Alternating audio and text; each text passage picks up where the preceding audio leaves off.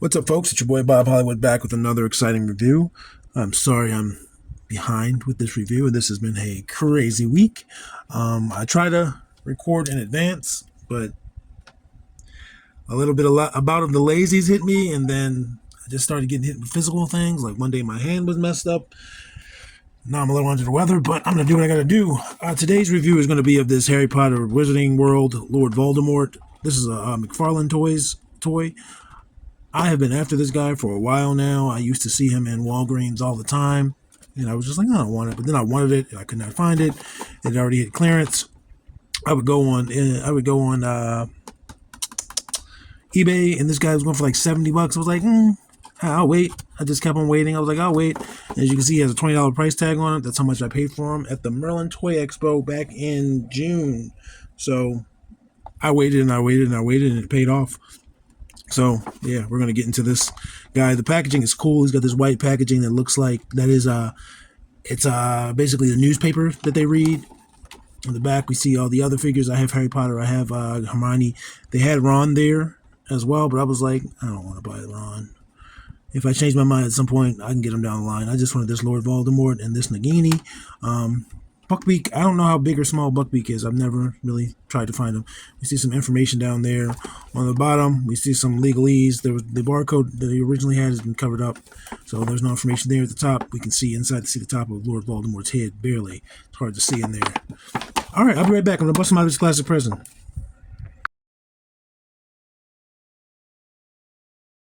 All right, folks, we've got Voldemort out of his plastic prison. He only comes with two actual accessories in this base. And this base comes with these clips. I guess if you want to help it balance, even though there's no balancing issues. But you can attach these clips to the base to give it a little bit more stability. And he only has one peg hole on his foot.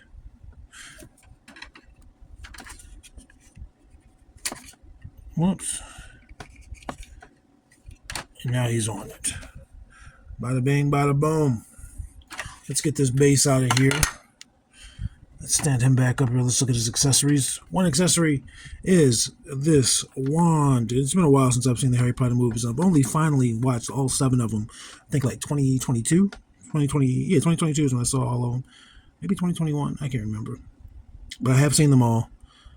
I know that there's a wand that the Dumbledore had, and they stole it off of his corpse, I believe. I don't remember if it was this one. But this wand looks good. It's brown plastic.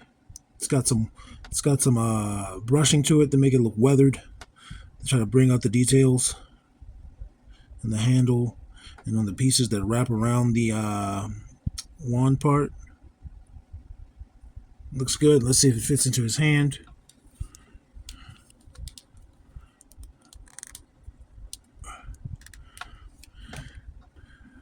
And there he goes. He's holding it.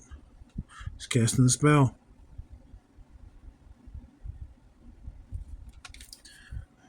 He's standing back there again. I'm going to get rid of the wand. And the wand is about a little over an inch.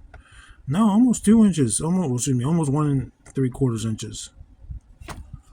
And then the only other accessory is going to be this Nagini, this snake.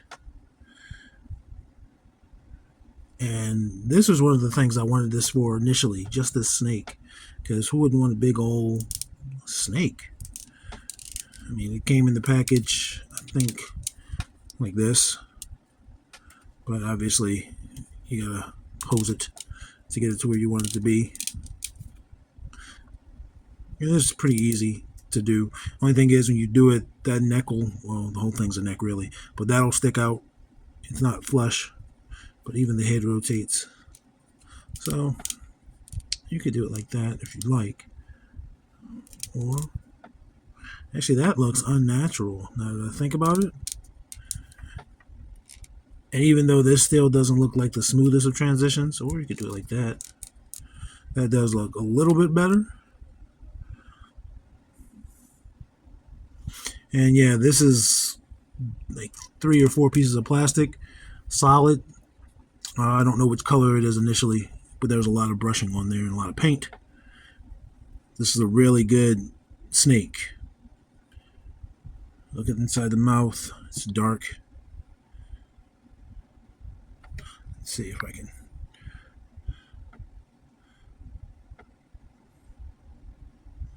I'm guessing the guinea would be poisonous, as she has fangs. But I don't know what kind of snake she's supposed to be. Put her off to the side. Now we're going to look at the man of the hour. Too sweet to be sour. Voldemort. You can see his robes are wrinkly. They're soft goods. That'll take some getting used to. And I know this is for some I can't talk. For some odd reason, I guess it's not meant to be said. For some odd reason, with the collar up here, looking like a chef's collar, is making me think of his character in the menu. Yeah, this is soft goods. Nothing but this cape. And as you can see, I'm getting this white stuff on it. I'm not getting on. It's already on there. That's from the package, rather. Might also come from his flesh, though. No, it's not. It's just from the packaging. Soft goods, completely. And it does come off quite easily. There's Velcro here. You can see mine is a little bit misaligned. 2 pieces of Velcro. 3 pieces, I'm sorry. And then he just has like a little ballet suit underneath. And of course, I can't say, oh, that's super accurate, because no one's ever seen Voldemort without his wizarding robes on. So I'm going to see if I can line this up just a wee bit better than it was.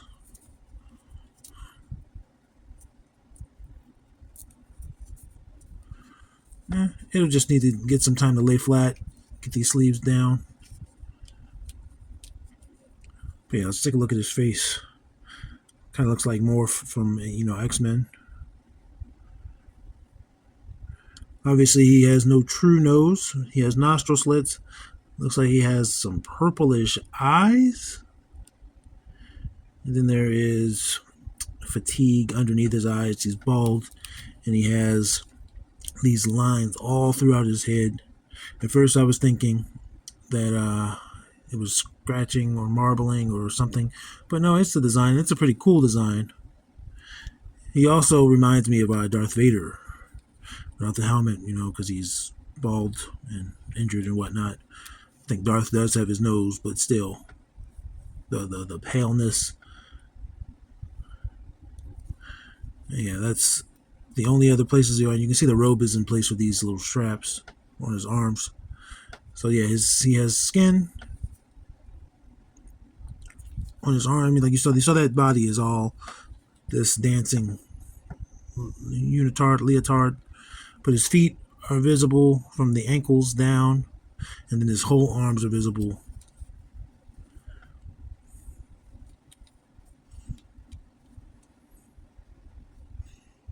I mean, that's pretty good attention to detail, man. I think Quentin Tarantino, I guess, doesn't admire male feet, but these are good looking feet.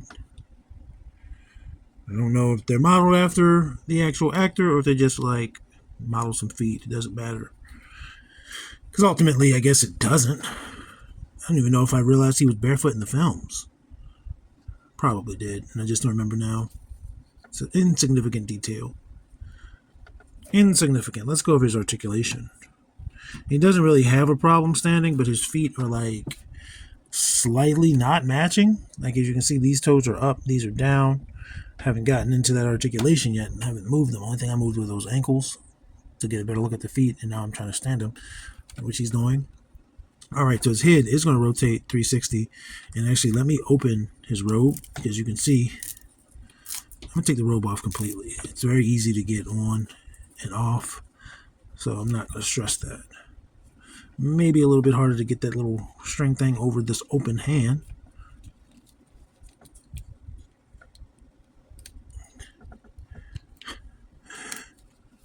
But overall, it's easy to get on and off, soon as his hands cooperate.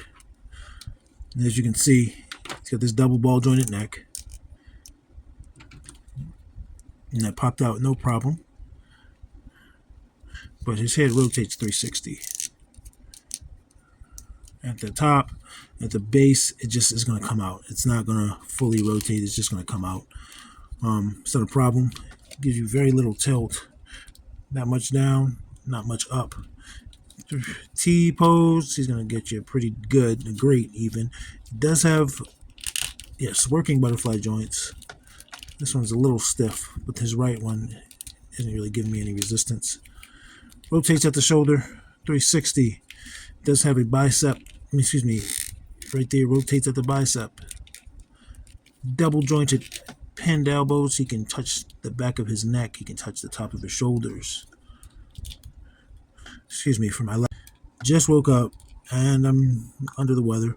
Rotates 360 at the wrist. He has that to do it at the where it touches his forearm and where it touches his hand. So his hinges can be either horizontal or vertical depending on how you rotate them. I don't necessarily like those ball joints from McFarlane, but it does aid in his mobility. So he's going to have a couple of points of articulation in the torso. First is right underneath the his chest, his pecs. That gives you that much, and that little back. Some side to side. Theory it'll rotate. I feel like that just made him loose in a way. Not loose, but that didn't feel good. I won't do that again. And then you would think he would rotate at the waist, which he does. But he's not getting you very much forward or back, even with both pieces in conjunction. Feet. Just came right off. It's not broken. But he kicks forward that much, and you see it turns. For a man in a ballet outfit, he is not the most posable, but that's his legs. Super split. Let's see what we can do with his feet. Oh, and he balances on his own. That boy nasty. Voldemort, a nasty boy. He was like, I can do these, man. Yeah, I'm in a leotard. I'm going to prove it to you. Yeah, we just did to the side. It's not going to give you really much back. Double jointed pinned knees. Can kick his own butt effortlessly. And I was going to say, you tilt it and you can probably make him touch the back of his back. The back of his back. Wouldn't that be your stomach? You can make him touch his back. And then he's same with his elbows. He's got these ball joints. So it'll rotate at the bottom of the leg as well as at the top of the foot. It also gives you some pivot there at the top of the foot. Great range of motion when it comes to his ankles. And then again, he also has this toe joint. I was able to get it up, able to get it down. His are really like not stiff. Stiff makes it seem bad, but like in a good way. Like, yeah, we like it. I'm just gonna keep him without his robe when we do his size. Let's get his size comparison. Get his height initially. Oh, excuse me. He is exactly 7 inches. It's a big boy. Let's bring in some big boys. I believe he's going to be taller than Roadblock. Yeah, he's taller than Roadblock. And he'll probably be about the same height as Titus. And I don't know Ray. Oh, he's actually taller than Titus. And I don't know Ray Fine's height. But I don't know if he's 6'4". I don't. I do not. And I only have one phone in front of me, so normally I'll have the other phone off to the side. Let's compare him to Eric Killmonger. And again, he's taller than the tallest member of the review crew, so he's going to be taller than all 10 members of the review crew. There he is next to Winston Zedmore, I believe is the shortest member of the review crew. I'm glad I got to compare him to some also tall and bald people. There is Lucio, and there is John Jones. Lucio didn't come to his shoulder, but John did. And before we bring in the ladies, there is Devin, who proves to me every day he wants to be retired because he doesn't want to stand up straight anymore. And Lando. And Devin just barely past his shoulders. Lando is just at that shoulder, even with a guy maybe slightly slouched in that direction. And then for the final members of the review crew, we're going to bring in Andra. And Dixon.